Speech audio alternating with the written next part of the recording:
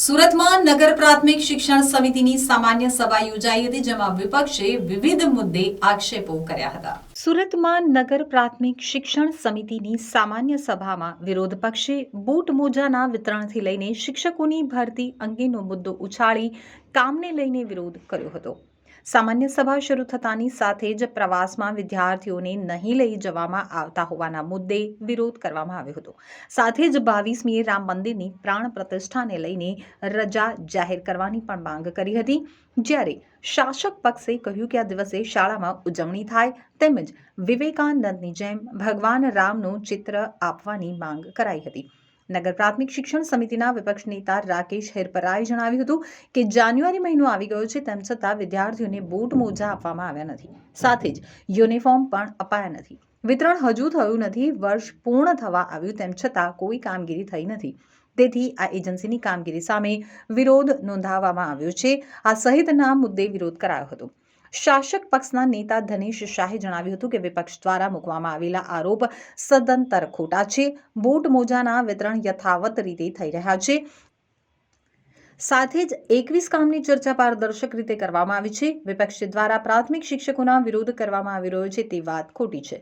શિક્ષકોની ઘટની બાબતે પાલિકામાં રજૂઆત કરી, જેમાં 100% ખર્ચે પાલિકા શિક્ષકો ફાળવ્યા છે. નગર પ્રાથમિક શિક્ષણ સમિતિની સામાન્ય સભા હતી આજરોજ.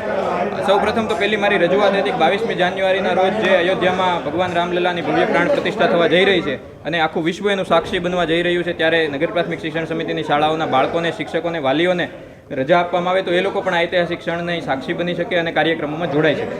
બીજો એક વિરોધ એ હતો કે દર વખતે જે સામાન્ય સભાના અહેવાલ લખવામાં ગોટાળાઓ કરવામાં આવે છે, તો એના કરતાં બેટર એક સામાન્ય સભાને લાઈવ રેકોર્ડિંગ કરી દેવામાં આવે. બીજા બે અગત્યના મુદ્દા એ હતા કે બે એજન્સીઓ જે બૂટ મોજા અને યુનિફોર્મનું કામ કરે છે, વારંવાર ગોટાળાઓ, વારંવાર ગેરરીતિઓ, વારંવાર વિતરણમાં ગોટાળાઓ કરવા છતાં એ એજન્સીને રિપીટેડ લાખો રૂપિયાના, કરોડો રૂપિયાના વર્ક ઓર્ડર આપવામાં આવે છે.